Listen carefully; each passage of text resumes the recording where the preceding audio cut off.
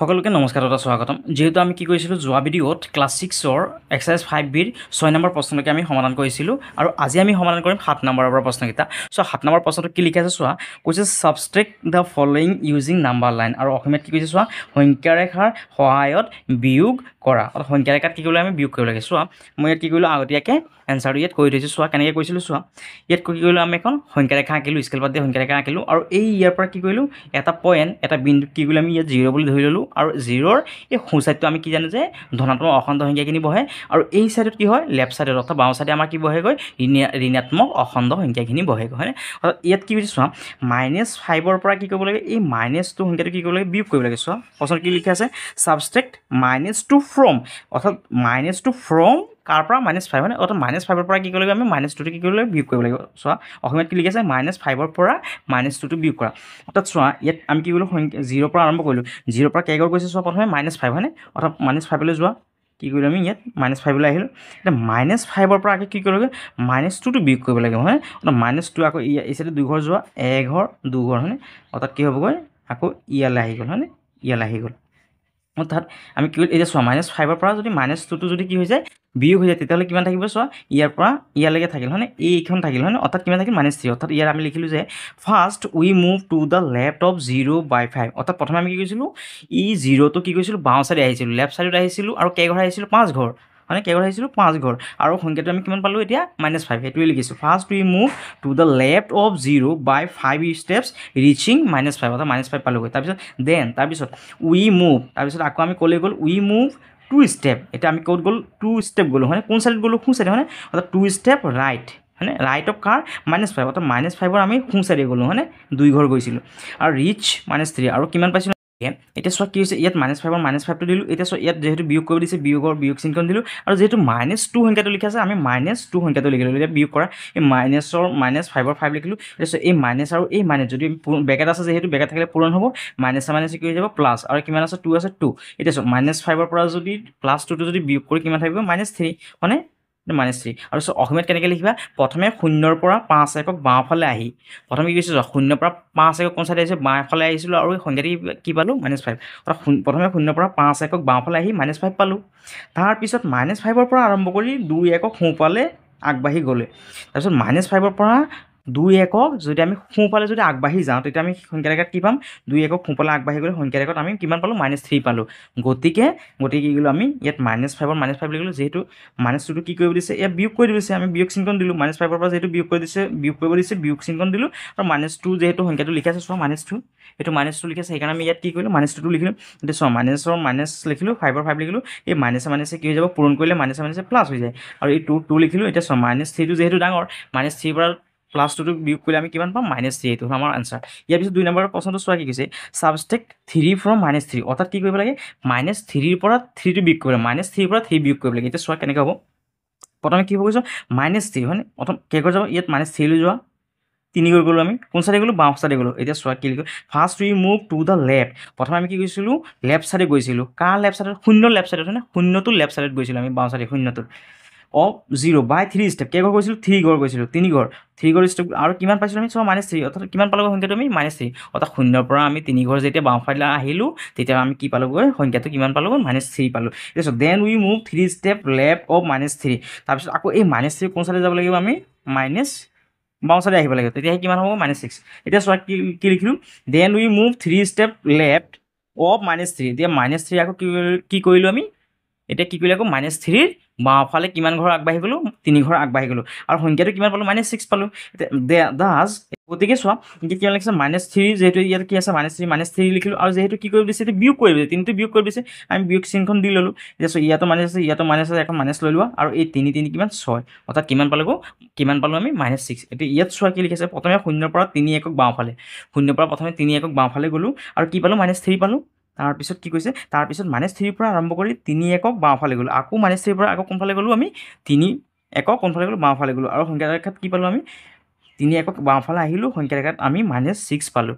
মানে 6 পালোঁ হয়নে -6 এতিয়া চোৱা গতিকে ইয়াত -3 লিখিলোঁ আৰু এইটো প্লাছত আছে হয়নে যেহেতু ইয়াত বিয়োগ কৰিব দিছিল আমাক সেইকাৰণে বিয়োগ চিনখন দি দিলোঁ আৰু সংখ্যাটো চোৱা কিমান আছে 3 আছে সেইকাৰণে আমি 3 লিখিলোঁ এতিয়া চোৱা ইয়াতো মাইনাছ হয়নে মাইনাছৰ এখন মাইনাছ লৈ লওঁ আৰু 3 3 কিমান 6 অৰ্থাৎ সংখ্যাৰ জেগাত আমি কিমান পালোঁগৈ -6 পালোঁগৈ এইটো আমাৰ আনচাৰ ইয়াৰ পিছতো চোৱা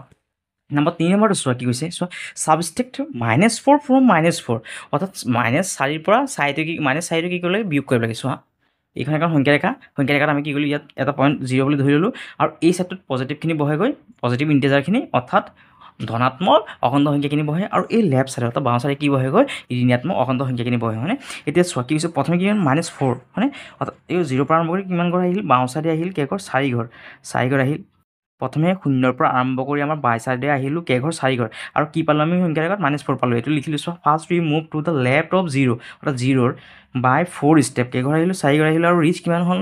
মানে কিমান পালোঁ -4 পালোঁ হয়নে then we move 4 step right of -4 যিহেতু এইটো কি কৰিব দিছে বিয়োগ কৰিব দিছে হয়নে তেতিয়াহ'লে আমি কি কৰিলোঁ আকৌ এই ইয়াৰ পৰা আহি পেলাই আকৌ কি কৰিলোঁ এই ইয়াত 4 ঘৰ আকৌ ইয়াত আহিলোঁ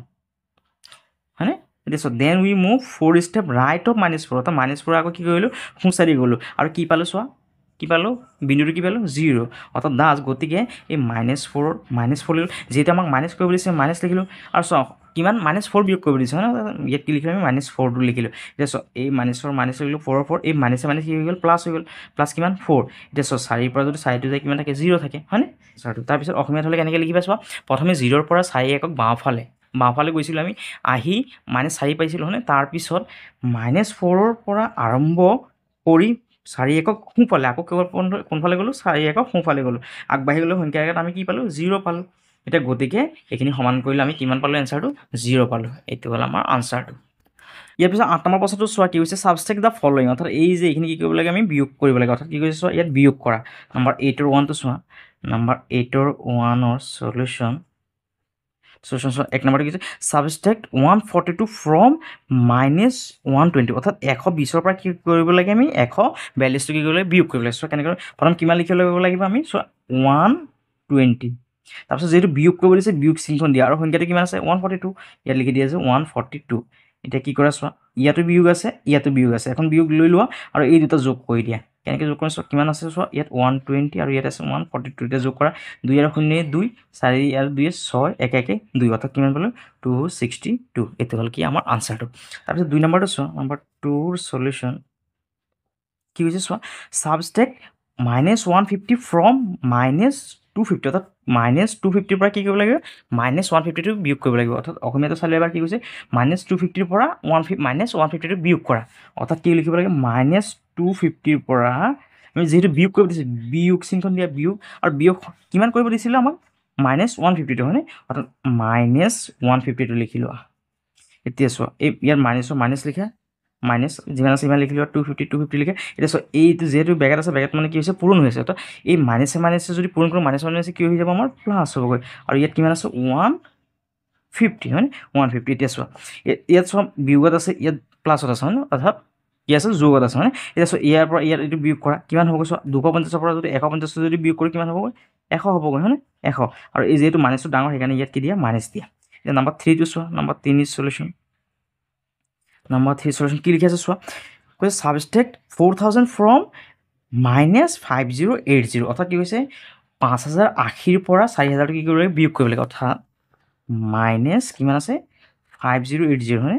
-5080ৰ পৰা কি কৰিব লাগে বিয়োগ কৰিব লাগে কিমান বিয়োগ কৰিব লাগে 4000টো হয়নে 4000 ইয়াত লিখোঁ যে 4000 এতিয়া বিয়োগ কৰা ইয়াতো চোৱা মাইনাছ আছে ইয়াতো মাইনাছ আছে তাৰমানে এখন মাইনাছ লৈ লোৱা আৰু এই দুটা যোগ কৰি দিয়া কিমান 5080 আৰু 4000 কিমান 5000 4000 কিমান 9000 আৰু যিহেতু 80 আছে তাৰমানে কিমান হ'ব 9000 কিমান হ'বগৈ 80 হ'ল এইটো হ'ল আমাৰ আনচাৰটো ইয়াৰ পিছত 4 নম্বৰটো চোৱা 4 নম্বৰটো সলিউশ্যন 4 নম্বৰটো সলিউশ্যন চোৱা কি কৈছে চোৱা কৈছে ছাবষ্ট্ৰেক্ট 3000 ফ্ৰম -10000 অৰ্থাৎ -10000ৰ পৰা কি কৰিব লাগে 3000টো কি কৰিব লাগে বিয়োগ কৰিব লাগে চোৱা -10000টো লিখা 10000ৰ পৰা কি কৰিব লাগে মাইনাছ কিমান থাউজেণ্ড বিয়োগ কৰিব লাগে চোৱা 3000টো বিয়োগ কৰিব লাগে হয়নে অৰ্থাৎ ইয়াত লিখোঁ যে 3000 এতিয়া চোৱা ইয়াতো মাইনাছ আছে ইয়াতো মাইনাছ আছে তাৰমানে এখন মাইনাছ লৈ লোৱা আৰু 10000 3000 কিমান হ'ব 13000 হয়নে 13000 এইটো হ'ল আমাৰ আনচাৰটো ইয়াৰ পিছত 9 নম্বৰখিনি চোৱা কি কৈছে চিম্পলিফাই অৰ্থাৎ কি কৰিব লাগে এইখিনি আমি সৰল কৰিব লাগে হয়নে অৰ্থাৎ এইটো চোৱা কেনেকৈ কৰিম চোৱা আমি নম্বৰ 9 9 নম্বৰ 1 নম্বৰটো লিখা 1ৰ সলিউশন প্ৰথমে প্ৰশ্নটো লিখি লোৱা কিমান আছে -97 তাৰপিছত কিমান আছে চোৱা প্লাছ তাৰপিছত ব্ৰেকেটত কিমান আছে 18 ব্ৰেকেটটো বন্ধ তাৰপিছত -47 তাৰপিছত কিমান আছে চোৱা প্লাছ 57 এতিয়া চোৱা আমি কেনেকৈ কৰিম চোৱা এই মাইনাছ যিহেতু আছে মাইনাছত 97 লিখি লোৱা এতিয়া চোৱা প্লাছ আৰু মাইনাছে যদি আমি পূৰণ কৰি কিমান হ'ব প্লাছ মাইনাছে মাইনাছ কিমান 18 ইয়াত চোৱা মাইনাছৰ মাইনাছ যিমান আছে ইমান লিখা 47 ইয়াত প্লাছৰ প্লাছ 57 লিখা এতিয়া চোৱা ইয়াৰ মাইনাছ যেহেতু তিনিখনৰ মাইনাছ আছে এই মাইনাছখন কমন লৈ লোৱা আৰু এই তিনিটা যোগ কৰি দিয়া যেহেতু মাইনাছ আছিলে কিমান আছে 97 তাৰপিছত কিমান আছে 18 আৰু কিমান আছে 47 হয় সাতে 14 আৰু 8 কিমান 22 আৰু 2 হাত আছে 2 9 1 10 10 আৰু 14 2 কিমান 16 অৰ্থাৎ কিমান পালো 162 অৰ্থাৎ মাইনাছ কিমান হ'বগৈ 162 আৰু প্লাছ কিমান আছে প্লাছ 57 এতিয়া 162ৰ পৰা যদি 57টো যদি বিয়োগ কৰা 57টো বিয়োগ কৰা ইয়াৰ পৰা ইয়াত নাযায় 12 পৰা 7 গ'লে কিমান 5 ইয়াত আছে কিমান এটা যেহেতু ধাৰ কৰি দিলোঁ ইয়াত আছে 5 5 পৰা 5 গ'লে 0 আৰু 1 অৰ্থাৎ কিমান পালোগৈ যেহেতু এইটো ডাঙৰ আছে মানে মাইনাছখন দিলোঁ আৰু কিমান পালোঁ আমি 105 অৰ্থাৎ কিমান পালোঁ -105 এতিয়া নাম্বাৰ 2টো চোৱা নাম্বাৰ 2 সলিউশ্যনটো চোৱা কি কৈছে এইটো লিখি লোৱা -26 মাইনাছ তাৰপিছত ব্ৰেকেটত কিমান আছে চোৱা -48 তাৰপিছত কিমান আছে চোৱা -50 তাৰপিছত কিমান আছে চোৱা মাইনাছ আকৌ ব্ৰেকেটত কিমান -20 তাৰপিছত -10 হয়নে এতিয়া চোৱা এইটো কেনেকৈ সলিউশ্যন কৰিম যিমান আছে ইমান লিখা -26 এতিয়া চোৱা এইটোৰ লগত এইটো যিহেতু ব্ৰেকেট আছে ব্ৰেকেট মানে পূৰণ হৈছে মাইনাছে কি হৈ যাব প্লাছ কিমান হ'ব 48 ইয়াত -50 লিখা আকৌ ইয়াত চোৱা মাইনাছে আকৌ ইয়াত কি হৈ যায় প্লাছ কিমান হ'ব 20 আৰু ইয়াত কিমান আছে মাইনাছৰ 10টো লিখা এতিয়া চোৱা য'ত মাইনাছ আছে সেই মাইনাছখিনি একেলগ কৰি লোৱা মাইনাছ ইয়াত মাইনাছ আছে এইটো মাইনাছ আছে হয়নে অৰ্থাৎ চোৱা ইয়াত 50 আৰু 10 কিমান 60 আৰু ইয়াত 26 হয়নে 60 70 80 86 অৰ্থাৎ মাইনাছ কিমান হ'ব এইটো 86 আৰু যোগৰ যোগ ইয়াত যোগ দুটা আছে এই দুটা কি কৰা যোগ কৰি লোৱা 40 আৰু 20 কিমান 60 আৰু যিহেতু 8 আছে কিমান হ'ব 68 এতিয়া বিয়োগ কৰা যিহেতু এইটো ডাঙৰ আছে 86টো ডাঙৰ 68 তাৰমানে এইটো কি হ'ব মাইনাছত আহিব 86ৰ পৰা যদি 68টো হেৰি কি কৰা বিয়োগ কৰা 86ৰ পৰা 68টো বিয়োগ কৰা ইয়াৰ নাযায় 16ৰ পৰা 8 গ'লে 8 ইয়াত আছে 7 পৰা 6 গ'লে 1 অৰ্থাৎ কিমান পালেগৈ 18 অৰ্থাৎ মাইনাছ কিমান হয় 18 হয়নে ইয়াৰ পিছত 3 নম্বৰটো চোৱা নম্বৰ 3 নম্বৰটো চোৱা নম্বৰ 3 সলিউশ্যন কিমান আছে চোৱা এইটো লিখি লোৱা প্ৰথমে কিমান আছে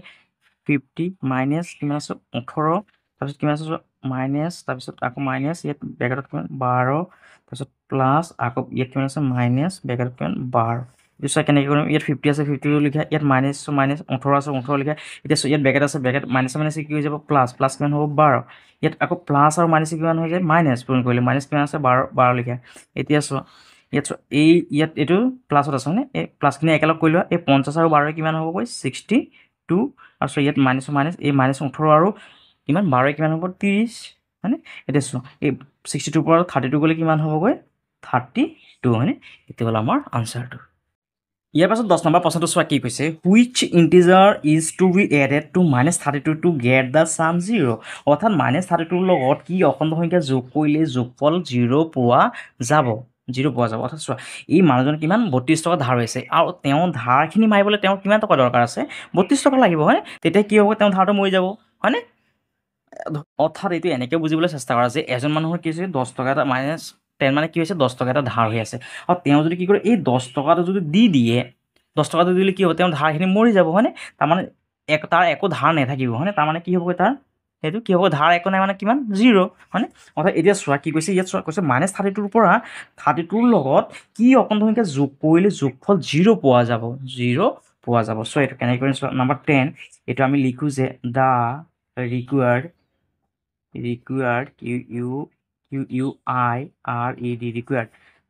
required integer integer to be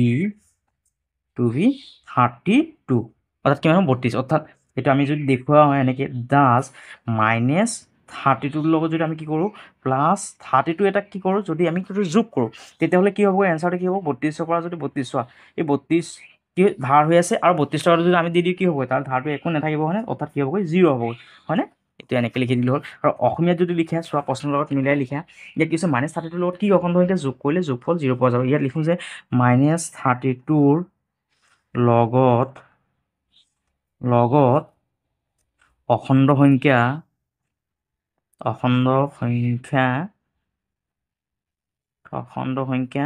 32 যোগ কৰিলে যোগফল 0 হ'ব এইটো হ'ল আমাৰ অসমীয়াৰ আনচাৰটো ইয়াৰ পিছত নাম্বাৰ 11টো চোৱা কি কৈছে sum of two integers is -410 one of them is 180 find the other অৰ্থাৎ দুটা অখণ্ড সংখ্যাৰ যোগফল মাইনাছ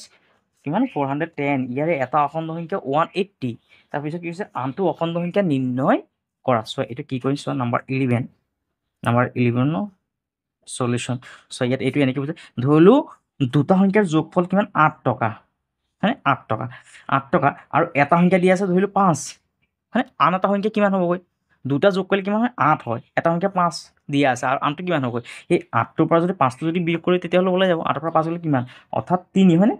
অৰ্থাৎ 5 আৰু 3 যোগ কৰিলে কিমান হৈ যায় 8 হৈ যায় হয়নে অৰ্থাৎ এই যোগফলটোৰ পৰা যদি এটা সংখ্যা বিয়োগ কৰি দিওঁ তেতিয়াহ'লে কি হ'ব আমাৰ আনটো সংখ্যা ওলাই যায় হয়নে অৰ্থাৎ এইটো চোৱা এইটোতো একেই হ'বগৈ এইটো কেনেকৈ লিখিম চোৱা প্ৰথমে এইটো লিখি দিওঁ যে sum of 2 প্ৰশ্নৰ পৰা মিলাই লিখোঁ যে sum of 2 integers integers সমান কিমান আছে চোৱা দুটা সংখ্যা যোগফল কিমান আছে 410 হয়নে 410 তাৰপিছত ইয়াত লিখা আছে যে one of them is এটা সংখ্যা দি আছে চোৱা এটা সংখ্যা কিমান দিছে 180 এইটো লিখিছে 180 এতিয়া আমি আনটো উলিয়াব লাগে হয়নে এতিয়া কেনেকৈ উলিয়াম the other integer ইণ্টিজাৰ হয় আধা ইণ্টিজাৰটো কেনেকৈ উলিয়াম চোৱা যিহেতু দুটা সংখ্যা যোগফল কিমান আছে -410 আৰু যদি আমি কি কৰোঁ 180টো যদি কি কৰোঁ বিয়োগ কৰোঁ তেতিয়াহ'লে কি হ'বগৈ চোৱা আমাৰ এনচাৰটো ওলাই যাবগৈ হয়নে চোৱা কিমান হ'বগৈ এইটো ইয়াতো মাইনাছ আছে ইয়াতো মাইনাছ আছে মাইনাছ এখন কমন লৈ লোৱা আৰু এই দুটা যোগ কৰা কিমান এই পিছফালৰ সংখ্যাটো লৈ পিছফালটো যোগ কৰা 0 0 8 আৰু একে কিমান হ'বগৈ 9 4 একে কিমান হ'বগৈ 5 অৰ্থাৎ কিমান পালোগৈ 590 হয়নে এইটো হ'ল আমাৰ আনচাৰটো আৰু অসমীয়াত আমি কেনেকৈ লিখিম চোৱা ইয়াত এনেকৈ লিখিব লাগে যে দুটা অখণ্ড সংখ্যাৰ যোগফল কিমান আছে সমান কিমান আছিলে চোৱা -410 হয়নে ইয়াত লিখিলোঁ যে এটা সংখ্যা হ'ল এটা সংখ্যা দি আছে কিমান দি আছে 180 ইয়াত লিখিলোঁ যে আনটো অখণ্ড সংখ্যা হ'ব আনটো অখণ্ড সংখ্যা হ'ব কেনেকৈ এই -410 পৰা কি কৰা এইটো বিয়োগ কৰা বিয়োগ কিমান 180 এতিয়া চোৱা ইয়াতো বিয়োগ আছে এখন বিয়োগ কমন লৈ লোৱা আৰু এইকেইটা যোগ কৰা পিছফালে যোগ কৰা 0 লগত 0 কৰিলে 0 8 একে কিমান 9 4 আৰু একে কিমান 5 হয়নে 590 অৰ্থাৎ -590 আনটো সংখ্যা কিমান হ'ল -590 ইয়াৰ পাছত 12 নম্বৰ প্ৰশ্নটো কি কৈছে চোৱা what number is to be subtract from -80 to get the difference 0 অৰ্থাৎ কি কৈছে -80 পৰা কি বিয়োগ কৰিলে বিয়োগফল 0 পোৱা যাব অৰ্থাৎ আমাৰ এই যে 10 নম্বৰটো কৰিছিলোঁ সেইটোৰ নিচিনা 12 নম্বৰটো একে চ' আমি কেনেকৈ কৰিম চোৱা নাম্বাৰ 12 নম্বৰৰ সলিউশ্যন লিখি দিওঁ যে আমি the required the required integer to be কিমান হ'ব -80 অৰ্থাৎ 80 টকা ধাৰ হৈ আছে আৰু ধাৰটো মাৰিব লাগিব 80 টকা ধাৰ হৈছে তাৰ ধাৰখিনি মাৰিবলৈ কিমান টকা লাগিব 80 টকাই লাগিব অৰ্থাৎ টু বি লিখি দিওঁ 80 অৰ্থাৎ দাস এইটো যদি আমি দেখাবলৈ যাওঁ গতিকে আমি যদি এইটো দেখিবলৈ যাওঁ -80 এতিয়া বাৰু ধাৰটো মাৰিবলৈ কিমান লাগিব তাত 80 টকাই লাগিব 80 হয়নে 80 টকা ধাৰ মাৰিবলৈ 80 টকাই লাগিব হয়নে অৰ্থাৎ এই +80 পৰা যদি -80টো যদি যায় কিমান হ'বগৈ 0 হয়নে এইটো কি হৈ গ'ল আমাৰ আনচাৰটো অৰ্থাৎ আমি যদি এইটো যদি এনেকৈ লিখিবলৈ যাওঁ আমি ইয়াত চোৱা অসমীয়াত চোৱা -80 পৰা কি বিয়োগ কৰিলে বিয়োগফল 0 পোৱা যাব আমি লিখোঁ যে -80 পৰা কৈছে কি বিয়োগ কৰিলে -80 পৰা 80 বিয়োগ কৰিলে বিয়োগফল ইয়াত লিখিছে বিয়োগফল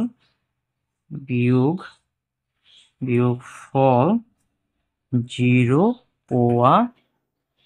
0 পোৱা যাব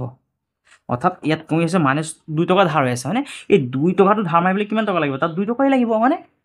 তাৰপিছত 2ৰ পৰা 2 গ'লে কিমান থাকিব 0 থাকিবগৈ এজন মানুহৰ কি হৈছে চোৱা -5 টকা ধাৰ হৈছে এই 5 টকা ধাৰটো মাৰিবলৈ কিমান লাগিব তাৰ 5 টকাই লাগিব হয়নে 5 টকা অৰ্থাৎ 5ৰ পৰা 5 গ'লে কিমান থাকিব 0 হয়নে